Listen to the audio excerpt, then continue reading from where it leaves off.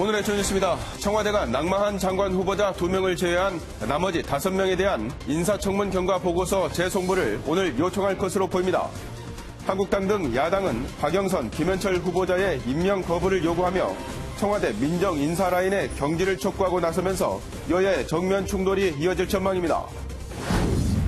마이크 폼페이오 미국 국무장관이 대북 제재가 북한의 비핵화 시간표를 앞당길 것이라고 밝혔습니다. 또 북미 정상이 몇 달 안에 다시 만나 실질적인 비핵화 조치를 달성해내길 희망한다며 3자 북미 정상회담의 조기 개최 가능성을 언급했습니다. 김학의 전 차관 사건과 관련해 수사 권고 대상이 된 이중희 전 청와대 민정비서관과 2013년 당시 수사팀을 압박했다는 의혹을 받는 이성환 전 경찰청장이 자신들이 근무하던 로펌에 돌연 사표를 냈습니다. 어제 닷을 올린 김학의 수사단은 원칙대로 수사하겠다는 의지를 밝혔습니다. SK그룹 창업주의 손자와 고 정주영 현대그룹 명예회장의 손자가 각각 마약 혐의로 입건됐습니다. 남양유업 창업주의 외손녀도 마약 투약 의혹이 제기돼 경찰이 수사에 나섰습니다. 어제 오후 전남 순천의 한 야산에서 불이 나 소방당국이 밤샘 진화 작업을 벌이고 있습니다. 추돌 사고로 차량에 불이 나자 친구를 두고 달아났던 30대 남성이 하루 만에 경찰에 자수했습니다. 오늘은 전국이 대체로 맑은 가운데 아침 기온이 서울 1도, 파주는 영하 4도까지 내려가 쌀쌀한 날씨가 이어지겠습니다. 미세먼지는 대기 확산이 원활해 대부분 지역에서 보통 수준을 보이겠습니다. 안녕하십니까. 굿모닝 엠벤입니다. 국회는 어제까지 인사청문 보고서를 채택해야 했지만 박영선, 김현철 불가론으로 진통을 겪었습니다. 자유한국당과 바른미래당이 결사 반대 입장을 밝혔는데 청와대는 오늘 보고서 재송부를 국회에 요청하기로 했습니다. 길기범 기자입니다. 조동호 지명 철회와 최정호 자진 사퇴. 자유한국당은 박영선과 김현철 후보자 2명을 보호하기 위한 청와대의 술책이라고 비난했습니다. 절대 불가 입장이고 사퇴 촉구의 입장에 변함이 없습니다. 2명의 장관을 낙마시킨 것은 2사람의 후보를 구하기 위한 꼬리 자르기라고. 바른미래당도 박영선과 김현철 임명은 절대 안 된다고 선을 그었습니다. 부담 없는 인사만 경질하는 것으로는 꼬리 자르기도 되지 못하는 수준입니다. 임명 강행을 예고하는 그런 상황이 되지 않기를 바랍니다. 더불어민주당은 5명의 후보자에 대한 신속한 청문 보고서 채택을 요구했습니다. 부적격이라고 판단되는 후보들에 대해서는 그 의견을 분명히 인사청문 보고서에 반영시킬 수 있기 때문에 인사청문 보고서 자체를 거부해서는 안 됩니다. 사정이 이렇다 보니 문체위와 농해수위, 행안위만 의사 일정이 잡혔을 뿐 외통위와 산자위는 미정으로 남았습니다. 청와대는 오늘 국회에 아직 채택되지 않은 4개 부처 장관 후보자의 인사청문 경과 보고서를 보내달라고 다시 요청할 예정입니다. 만약 야당의 거부로 열흘 안에 보고서 채택이 끝내 이뤄지지 않더라도 문 대통령의 의지에 따라 임명을 강행할 수 있습니다. MBN 뉴스 길기범입니다. 장관 후보자 낙마 논란은 청와대 인사검증 라인에 대한 책임론으로 거세게 확산되고 있습니다. 야당이 조국 민정수석과 조현옥 인사수석을 당장 경질하라며 압박 수위를 높이는 가운데 여당 안에서도 쇄신이 필요하다는 목소리가 나옵니다. 김종민 기자입니다. 야당은 아예 작정하고 조국 청와대 민정수석을 겨냥했습니다. 대통령께서는 더 이상 고집을 부릴 것이 아니라 조국 민정수석, 조현옥 인사수석 이 전환매를 문책하는 것이 국민의 뜻을 따르는. 이것저것 말씀드릴 필요가 없습니다. 이제는 책임을 지고 조국 민정수석이 물러날 때입니다. 특히 범여권으로 분류되는 민주평화당도 두 수석의 책임을 물어야 한다며 문재인 대통령의 결단을 촉구했습니다. 여당은 대외적으로는 정치 공세란 입장이지만 민심이 심상치 않은 만큼 답답하기는 마찬가지입니다. 더불어민주당의 한 의원은 장관 추천에 다들 불만이 있다며 조 수석에 대한 교체 요구가 아직 적극적으로 나오진 않지만 답답하고 아쉽다는 공감대가 있는 건 사실이라고 말했습니다. 국민 눈높이에 맞는 쇄신이 필요한데 조 수석을 경질할 경우 정치적 파장이 만만치 않아서 수위 조절에 고심하고 있다는 겁니다. 자유한국당은 오는 4일 열릴 국회 운영위원회에 조국 수석이 출석해 거취 문제에 직접 답하라며 압박 수위를 높이고 있습니다. MBN 뉴스 김종민입니다. 인사 참사라는 비판이 커지고 있지만 청와대는 기존의 입장을 고수했습니다.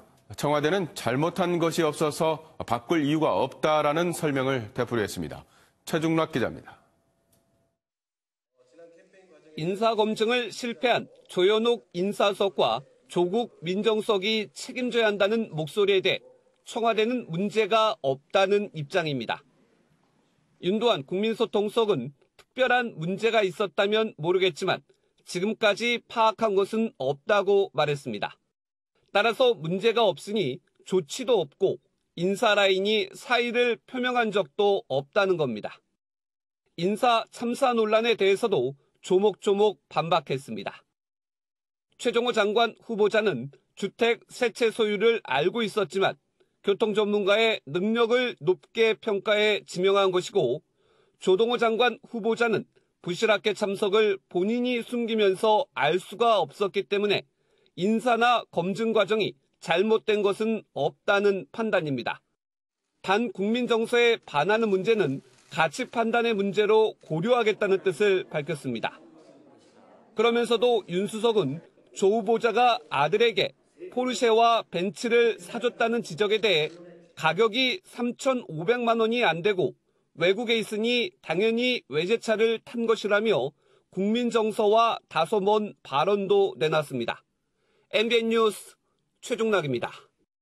황교안 자유한국당 당대표의 축구장 유세와 관련해서 경남FC는 공식 사과를 요구하고 나섰습니다. 한국당은 유감을 표명하면서도 정당하게 입장했다고 해명했는데, 프로축구연맹은 오늘 상벌위원회를 열고 경남FC에 대한 징계 수위를 결정할 예정입니다. 전정인 기자입니다. 지난달 30일 경남FC 홈 경기장에서 있었던 황교안 자유한국당 대표의 선거운동에 대해 경남FC가 공식 입장을 내놨습니다. 구단은 경기장 안에서는 선거 유세가 안 된다고 만류했지만 한국당 측에서 막무가내로 유세를 펼쳤다며 공식 사과를 요구했습니다. 또 구단이 징계를 받게 된다면 징계 수위에 따라 도의적인 책임은 물론 법적 책임까지 져야 할 것이라고 말했습니다. 한국당 측은 유감을 표명하면서도 선관위의 유권 해석을 받은 정당한 입장이었다고 거듭 해명했습니다. 저희가 들어갈 때는 아무 문제가 없었습니다. 그리고 검표원이 아무 얘기를 하지 않았어요. 우리 다 이 옷 그대로 입고 들어갔습니다. 선관위에 확인한 바에 따라서 경상남도 선거관리위원회는 경기장 안에서 선거운동을 한 것은 위법의 소지가 있다고 보고 재발 방지 차원에서 가장 낮은 수준의 행정조치인 공명선거 협조 요청을 내렸습니다. 더불어민주당을 비롯한 여야 사당은 일제히 한국당을 향해 공식 사과와 함께 선거운동 중단을 촉구하는 등 집중 포화를 퍼부었습니다. 선거에서 이기기만 하면 된다는 생각이 아마 이런 행동을 불러오지 않았나 싶은데요. 지금이라도 경남도민께 깊은 사죄를 드리기를 권합니다.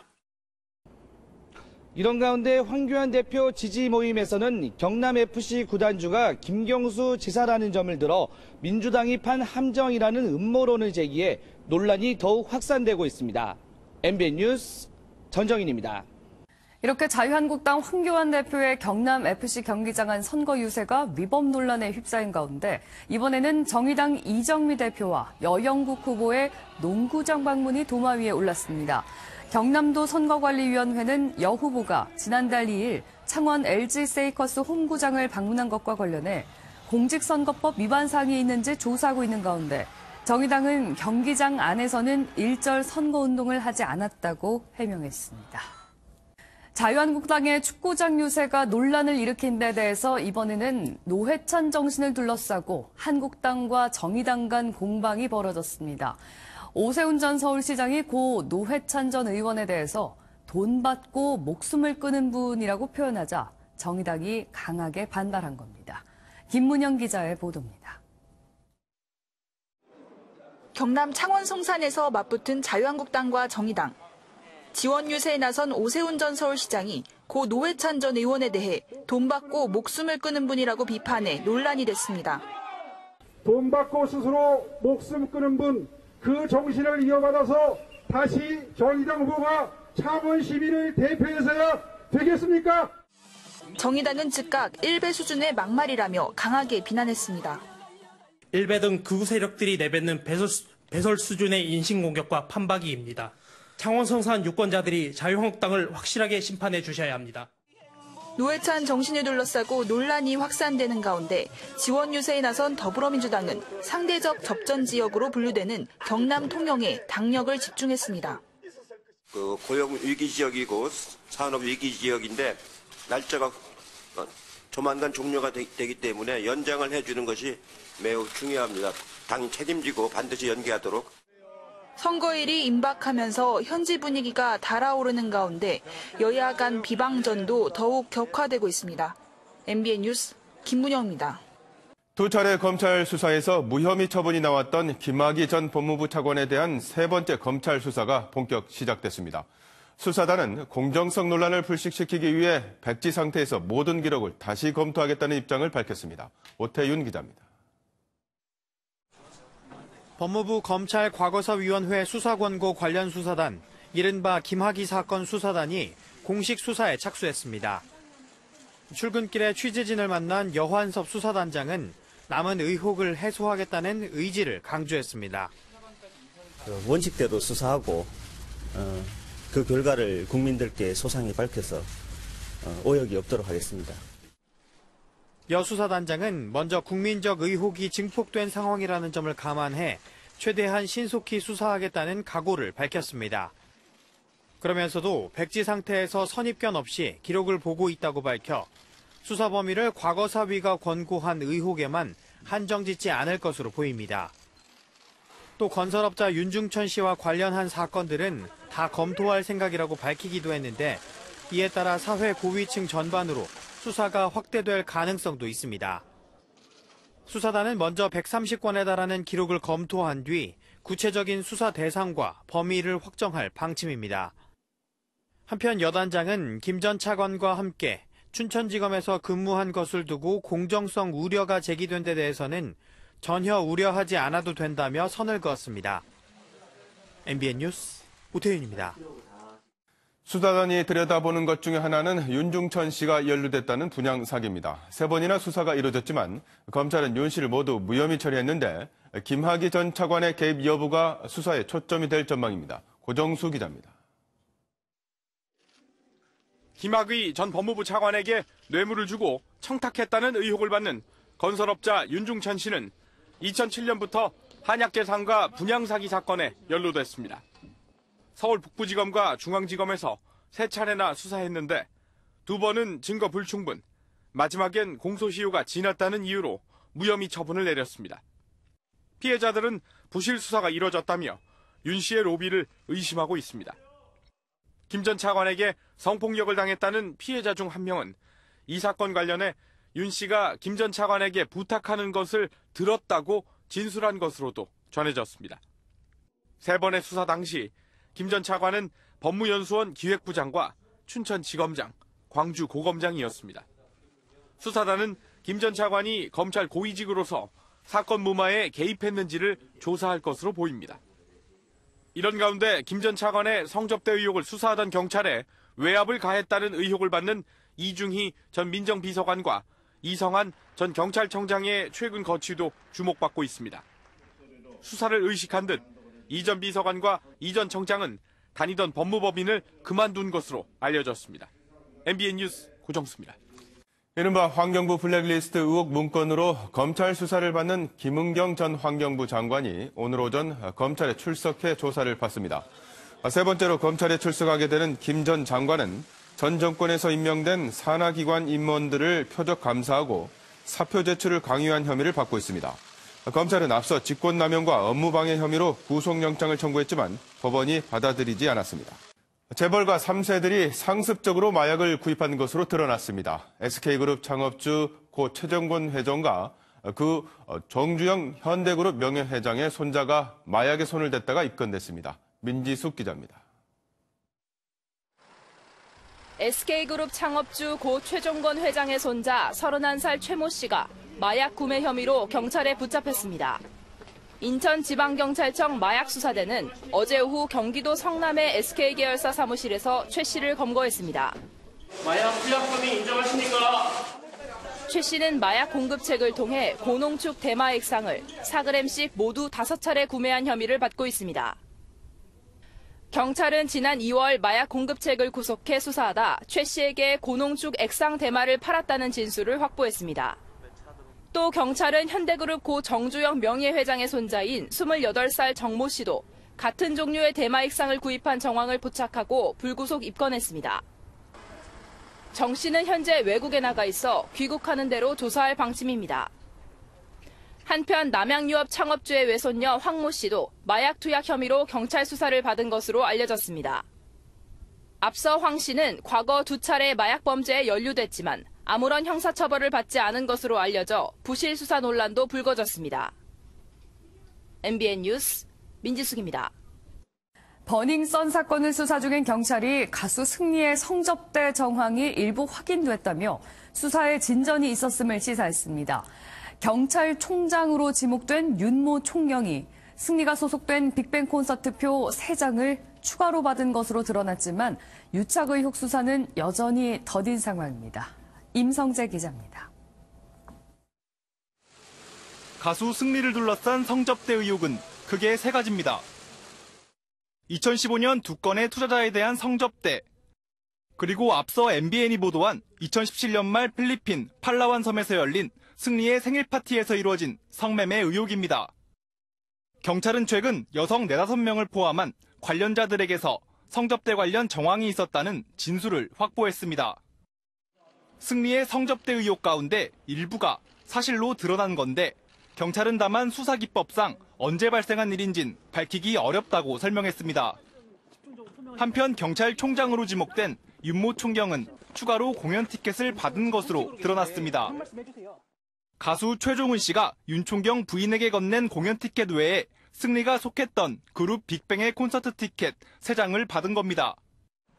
티켓을 받은 윤 총경은 지난 2017년 말 자녀들과 함께 실제로 해당 공연을 관람했습니다. 경찰은 윤 총경이 이른바 김영란법을 위반한 것으로 보고 추가 입건했습니다. 경찰은 또 승리와 유 전 대표가 유리홀딩스 자금 수천만 원을 횡령한 혐의를 포착해 사용처 등을 캐고 있습니다. MBN 뉴스 임성재입니다. 불이 난 차량에 10년지기 친구를 두고 달아나 숨지게 한 용의자가 하루 만에 자수했습니다. 전남 순천의 한 야산에서 시작된 불은 밤샘 진화 작업 끝에 불길이 간신히 잡혔습니다. 이동화 기자입니다. 저수지에서 물을 가득 담은 헬기가 다급하게 이륙해 산불 현장으로 이동합니다. 어제 오후 4시 10분쯤 전남 순천의 한 야산에서 시작된 불이 밤새 계속되며 산림 5헥타르를 태웠습니다. 소방당국은 불이 강한 바람을 타고 삽시간에 번진 데다 불길 주변에 송전탑이 있어서 소방 헬기가 근접 진화에 나서기가 어려웠다고 밝혔습니다. 경찰 당국은 근처 묘지에서 불이 시작됐다는 목격자 진술을 토대로 자세한 화재 원인 파악에 나설 계획입니다. 부산에서는 입주민이 아파트 관리실에 야구 방망이를 들고 찾아가 행패를 부린 사건이 발생했습니다. 부산 해운대경찰서는 어제 오전 자신이 사는 아파트 관리실에 찾아가 직원을 폭행한 혐의 등으로 입주민 40대 남성을 불러 조사할 계획이라고 밝혔습니다. 경찰은 이 남성이 아파트 관리실에 자택 현관문 고장을 이유로 외출할 때 집을 지켜달라는 등 황당한 요구를 했다가 거절당하자 범행한 것으로 보고 있습니다.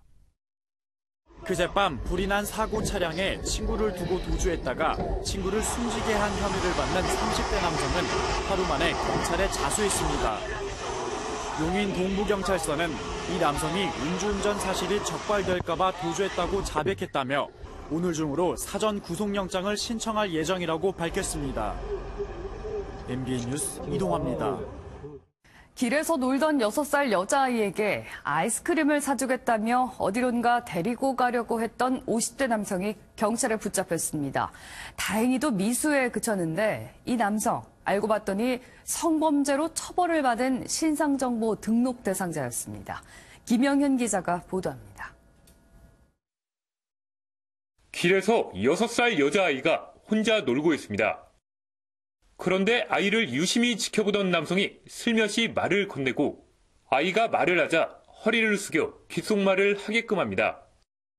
깜짝 놀란 아이가 자리를 피하자 이번에는 손뼉을 치며 유인합니다. 일면식도 없는 50대 남성이 6살 여자아이에게 아이스크림을 사주겠다며 유인하는 모습입니다. 남성의 행동을 수사기 여긴 여자아이는 바로 옆 부모님이 운영하는 가게로 몸을 숨겼습니다. 잘 놀거든요. 근데 동작이 달라요. 아이의 부모는 경찰에 신고했고 CCTV 분석을 통해 신고 접수 2시간여 만에 남성을 체포했습니다. 잡고 보니 남성은 이미 성범죄로 처벌을 받은 신상정보 등록 대상자였습니다. 남성은 경찰 조사에서 아파트 같은 층에 살아 데려다 주려고 했을 뿐이라고 주장했지만 새빨간 거짓말이었습니다. 그 인근에 따로 살고 있었고, 그리고 또 피해자 진술이 워낙 일관되게 확신하게 얘기를 하고. 경찰은 남성에 대해 구속영장을 신청했습니다. MBN 뉴스 김영현입니다. 장자연 사건의 핵심 증인인 배우 윤지호 씨가 지난 주말 올린 청와대 국민청원 글이 하루 만에 20만 명 이상의 동의를 얻었죠. 경찰의 신변 보호가 제대로 이뤄지지 않아서 두렵다는 내용의 글이었는데 서울경찰청장이 즉각 사과하며 24시간 특급 경호를 약속했습니다. 보도에 노태현 기자입니다. 원경환 서울지방경찰청장이 배우 윤지호 씨 경호 소홀에 대해 고개를 숙입니다. 미흡한 업무 처리로 윤지호 씨는 물론 국민 여러분들께 심려를 끼쳐드려 죄송하다는 사과의 말씀을 먼저 드립니다. 경찰이 자신의 신변 보호에 소홀하다는 취지로 윤 씨가 지난 토요일 새벽에 올린 국민청원이 20만 명 이상의 동의를 얻자 이에 즉각 응답한 겁니다. 이에 따라 경찰은 즉각 여경 5명으로 구성된 신변보호 특별팀을 꾸린 뒤 윤 씨를 24시간 보호하고 있습니다. 경찰은 사실상 국빈급 24시간 밀착 경호와 비슷하다고 설명했습니다. 그럼 신변보호도 지금 24시간 하는 거기 때문에 시간적 개념으로는 크게 차이는 없죠. 또 토요일 새벽 윤 씨가 즉각 도움을 받지 못한 건 스마트워치 결함 때문이라고 판단 내렸습니다. 스마트워치 호출 당시 함께 보내진 문자를 제때 확인하지 못한 담당 경찰관에 대해선 엄중 조치할 방침입니다. 경찰은 현재 다른 신변보호 대상자들에게 지급된 스마트워치들도 결함이 없는지 전수조사할 계획입니다. MBN 뉴스 노태현입니다. 문재인 대통령은 열흘 안으로 다가온 한미 정상회담을 앞두고 북한도 호응해달라고 말했습니다. 한미 협상이 잘 되려면 북한이 대화의 장에서 이탈해서는 안 된다는 의미로 풀이됩니다. 황재헌 기자입니다. 문재인 대통령은 열흘 앞으로 다가온 한미 정상회담은 한반도 평화 프로세스를 성공시키겠다는 의지가 반영된 결과라고 밝혔습니다. 그러면서 한미 양국의 노력에 북한도 호응하기를 기대한다고 덧붙였습니다. 비핵화 중재안을 한미가 일단 논의할 테니 북한도 대화 테이블로 돌아올 생각을 하라고 김정은 국무위원장에 제안한 것으로 풀이됩니다. 우리는 결코 과거로 돌아가지 않을 것이고 돌아갈 수도 없습니다. 지금 대화가 실패로 끝난다면 상황은 더욱 나빠질 것입니다. 청와대는 한 아세안 특별정상회의 날짜와 장소를 발표하며 북한에 대해 적극적으로 손을 내밀었습니다. 11월 부산에서 열릴 이번 행사에 김정은 북한 국무위원장을 초청하고 싶다는 뜻을 내비친 것입니다. 강경화 외교장관과 정경두 국방장관은 미국 정부와 잇따라 접촉을 갖고 비핵화 중재안 마련에 고심하고 있습니다. 지난 2017년 문재인 대통령의 평창올림픽 참가 제안을 김 위원장이 전격 수용했던 것처럼 이번에도 문 대통령이 내민 손을 잡을지 주목됩니다. MBN 뉴스 황지연입니다. 마이크 폼페이오 미국 국무장관은 북한 비핵화 문제와 관련해 정해진 시간표가 없다면서 북한을 옥죄는 대북 제재가 그 시간표를 앞당길 것이라고 말했습니다. 폼페이오 장관은 펜실베니아 지역 라디오 방송과의 인터뷰에서 이같이 밝히며 몇 달 안으로 북미 정상이 다시 만나 비핵화를 위한 의미 있는 조치를 이뤄내길 바란다면서 3차 북미 정상회담 개최 가능성을 거듭 열어놨습니다. 지난 2월 스페인 주재 북한 대사관에 침입했던 반북단체 자유조선이 이번에는 다른 큰일을 준비 중이라고 밝혔습니다. 정치범 수용소 해체 등의 요구사항을 제시하며 거부할 경우 수치를 경험하게 될 것이라고도 경고했습니다. 박통일 기자입니다. 반북한 단체 자유조선이 31일 오후 홈페이지에 올린 글입니다. 우리의 존재란 제목의 글에서 자유조선은 큰일을 준비하고 있다며 자신들을 지지하고 인내해서 기다려달라고 말했습니다. 자유조선은 북한의 정치범 수용소 해체와 탈북민 북송 반대, 그리고 개혁 개방 등 요구사항도 함께 제시했습니다. 만약 이런 요구를 거부할수록 김정은 정권은 수치를 경험하게 될 것이라고도 경고했습니다. 북한 정권을 겨냥하는 작업을 준비 중이라는 점을 다시 한번 각인시킨 겁니다. 앞서 자유조선은 지난 2월 말 스페인 주재 북한 대사관 괴한 침입 사건이 자신들의 소행이며 미 연방수사국 FBI와도 접촉했다고 주장해 관심을 모았습니다. FBI는 연계설을 부인했지만 이후 미 MBC 방송이 자유조선이 확보한 정보를 FBI가 입수한 게 맞다고 보도하면서 이번 사건은 북미 협상 재개의 새 변수로 떠오르고 있습니다. MBN 뉴스 박통일입니다. 독립유공자 지정을 놓고 논란이 일고 있는 약산 김원봉 선생의 업적을 주제로 한 학술 토론회가 열렸습니다. 이를 두고 보훈처가 사실상 서훈 작업에 착수했다는 비판이 일고 있습니다. 연장현 기자가 보도합니다. 지난 1월 국민중심 보훈혁신위원회는 3.1절을 맞아 김원봉 의열단장을 독립유공자로 포상할 것을 권고했습니다. 김원봉 단장은 일제강점기 시절 독립운동을 이끌었지만 광복 이후 월북해 고위직을 지낸 점 등에서 현재 국가보훈처 서훈규정에는 맞지 않는 상태입니다. 이런 가운데 국가보훈처 산하 독립기념관이 어제 김원봉 의열단장의 업적을 주제로 한 토론회를 개최했습니다. 독립기념관 측은 역사학자들이 참석하는 학술적 성격의 토론회라고 설명했습니다. 하지만 토론 자료에는 북한에서 숙청을 당한 자들의 경우에는 공적을 평가해줘야 한다는 등의 내용이 포함되면서 사실상 김원봉 서훈 작업에 들어갔다는 지적이 나왔습니다. 국민들 보기에 떳떳하게 당당하게 더 오픈시켜놓고 하는 게 맞지, 절차나 그런 과정이 투명하거나 당당하지 못해서. 피우진 국가보훈처장도 최근 국회 정무위원회에서 김원봉 선생의 유공자 지정 검토에 무게를 두는 듯한 답변을 해 논란이 됐습니다. MBN 뉴스 연장현입니다. 주 52시간 근무제가 지난 9개월간의 처벌 유예 기간을 끝내고 어제부터 300인 이상 사업장에서 제대로 시행됐습니다.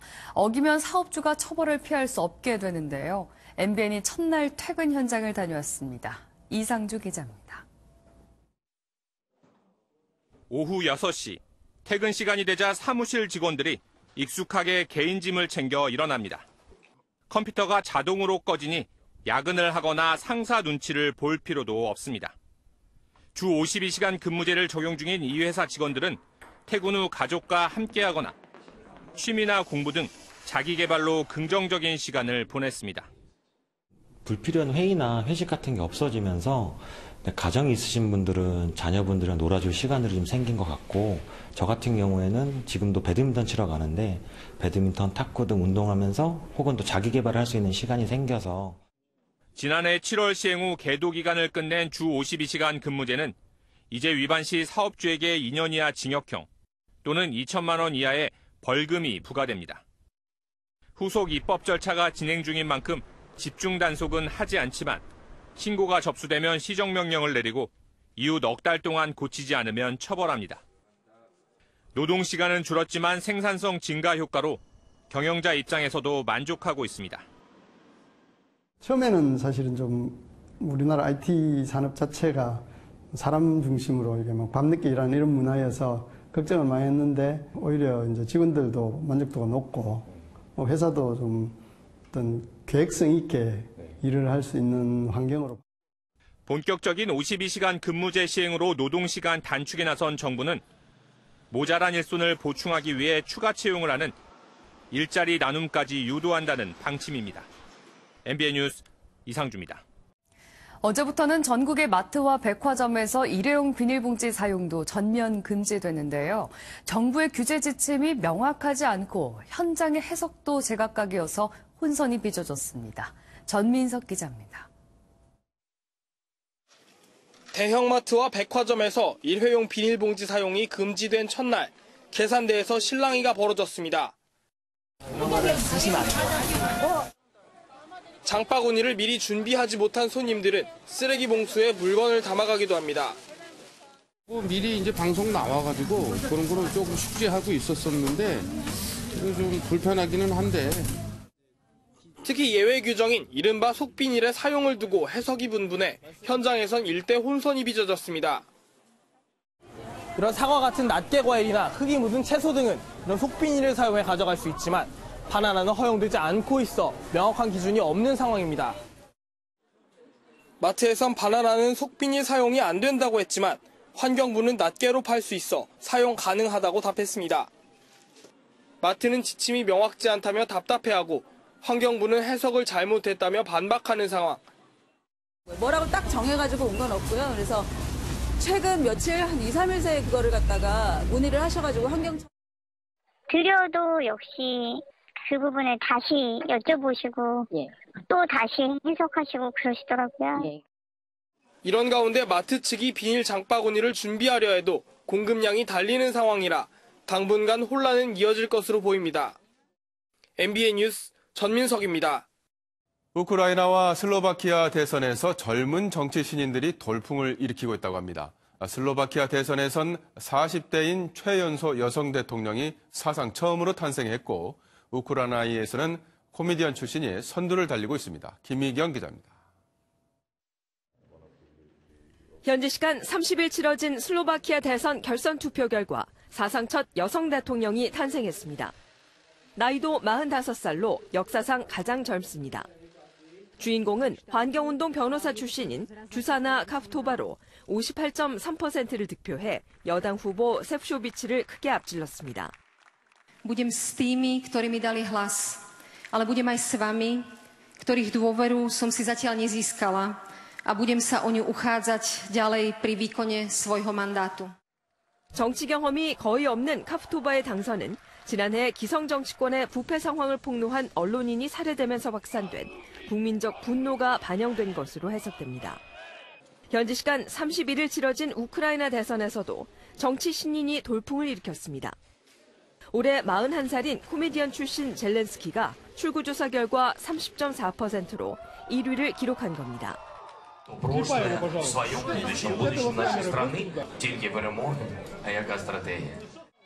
TV 드라마에서 대통령 역할을 한 것이 정치와의 유일한 연결고리인 젤렌스키가 승기를 잡을 수 있었던 것도 기성 정치인에 대한 유권자들의 실망 때문입니다. 젤렌스키는 프로셴코 현 대통령의 17.8% 득표율을 크게 앞섰지만 과반 득표엔 실패해 오는 21일 결선 투표에서 재대결을 펼칠 전망입니다. MBN 뉴스 김희경입니다. 보통 미술 작품은 조용한 갤러리나 미술관 등에서 볼 수 있다고 생각하는데요. 장소에 대한 생각을 바꾼 전시회들이 잇따라 열려 눈길을 끌고 있다고 합니다. 이동훈 기자입니다. 색연필로 그린 선들이 중심에서 가장자리로 곧게 뻗어나갑니다. 실크 스크린 기법으로 둥그런 구도 표현했습니다. 작품을 전시한 곳은 전용 갤러리가 아닌 뷰티 매장을 겸한 복합 문화공간입니다. 화장품 코스메틱과 제 작업의 연관성을 생각해 봤을 때 굉장히 잘 어울린다고 해서 이번 전시에 흔쾌히 참여하게 됐고요. 한국의 화장품을 보려고 현장을 찾았던 외국 관광객들도 자연스럽게 미술 작품을 접합니다.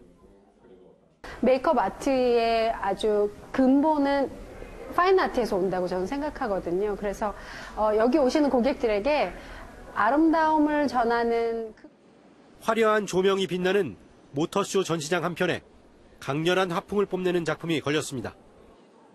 첨단과 새로움, 예술성을 강조하는 자동차와 초대형 미술 작품이 묘하게 조화를 이룹니다. 엄숙하고 조용한 갤러리에서 밖으로 나온 작품들, 또 다른 분위기에서 색다른 느낌, 관객들의 감상 눈빛도 더한 호기심으로 가득 찹니다. MBN 뉴스 이동훈입니다. 프로농구 LG가 5차전 혈투 끝에 KT를 물리치고 4강 플레이오프에 올랐습니다. 간판센터 김종규 선수가 덩크슛 3개를 포함해 31점을 올리며 펄펄 날았습니다. 김동환 기자입니다. 2패 뒤 2연승을 하며 최종전까지 끌고 온 KT가 초반 장기인 석점슛을 몰아넣으며 상승세를 이어가는 듯했습니다. 김현민이 블록슛에 이은 속공 덩크로 기세를 올려 1쿼터를 8점 차로 앞섰습니다. 하지만 2쿼터 LG 김종규가 고스란히 되갚아주며 반격에 나섰습니다. 블록슛은 물론 가로채기까지 추가해 덩크슛을 꽂았습니다. 3쿼터 중반 김시래의 석점슛까지 터지며 역전에 성공한 LG는 김시래와 김종규의 환상호흡으로 승기를 잡았습니다. 4쿼터 조성민의 돌파와 석점슛까지 더해 20점 차 완승을 한 LG는 4년 만에 4강 플레이오프행 티켓을 거머쥐었습니다. 김종규가 31점 12리바운드를 올렸고 김시래도 19점으로 뒤를 바쳤습니다. 눈물이 날 것 같은데요. 챔프전은 아니지만 굉장히 간절했고 또 꼭 이기고 싶었는데 승리하게 되어가지고 너무 기분이 좋고요. 좀 쉬고 싶습니다, 이제. 내일부터 시작되는 4강 플레이오프는 LG와 전자랜드, KCC와 모비스의 대결로 압축됐습니다. MBN 뉴스 김동환입니다. 다음은 화제 영상입니다. 봄바람이 얼마나 매서울 수 있는지 며칠째 체감하고 있는데요. 하지만 우리도 이 풍경 머지않아 볼 수 있겠죠? 파란 하늘에 활짝 핀 벚꽃. 미 워싱턴에 봄이 찾아왔습니다. 여기에 풍경을 장식하는 것이 또 있었으니 바로 연인데요. 봄을 알리는 연날리기 축제가 열렸습니다. 모양도 크기도 가지각색인 연들이 바람에 날려 춤을 추는데요. 아이들에게도 좋은 추억이 될 것 같죠? 화장 성형이란 말이 나올 정도로 메이크업만 잘해도 변신이 가능한데요. 그런데 이건 그 정도가 아닌 것 같습니다. 머리엔 뿔이 달리고 얼굴은 푸른빛으로 덮여갑니다. 그렇게 점점 변해가는데 갈수록 이 세상 얼굴이 아닙니다. 수습 메이크업 아티스트들이 참여한 판타지 메이크업 대회. 비현실적인 모습을 너무나 사실적으로 표현해내는데요. 오늘 여기서 영화 한 편 찍어도 될 것 같네요. 여러분, 프랑스 파리 하면 뭐가 생각나시나요? 아마 열의 아홉은 에펠탑을 꼽을 텐데요. 이 에펠탑이 130번째 생일을 맞았습니다. 프랑스 파리의 상징과도 같은 이거. 올해로 에펠탑이 지어진 지 130년이 됐습니다.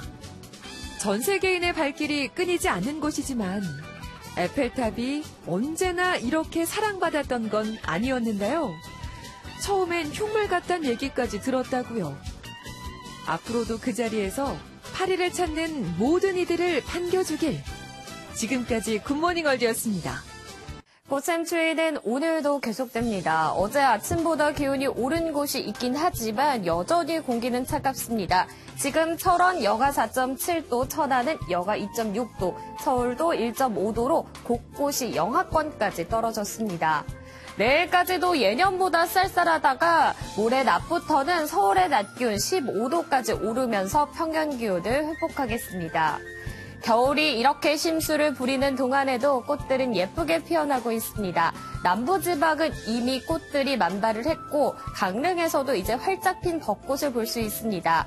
벚꽃 전선은 빠르게 중부지방으로 북상하면서 청주에서도 지난달 29일 개화했는데요. 수도권에서도 이번 주쯤에는 벚꽃들이 꽃망울을 터뜨리겠습니다. 위성 영상입니다. 지금 전국이 대체로 맑은 날씨를 보이고 있습니다. 수도권과 강원도에서는 오후부터 가끔 구름 많아지겠습니다. 그 밖에 전국에서는 대체로 맑겠습니다. 공기도 깨끗할 것으로 보입니다. 한편 동해안과 일부 영남 내륙, 전남 동부에서는 대기가 무척 건조하겠습니다. 이 시각 기온 강릉은 3.8도, 청주는 1.3도로 출발하고 있습니다. 낮 기온은 서울 12도, 대전 14도, 창원 15도가 되겠습니다. 주 후반에는 다시 봄 날씨를 되찾겠습니다. 날씨였습니다.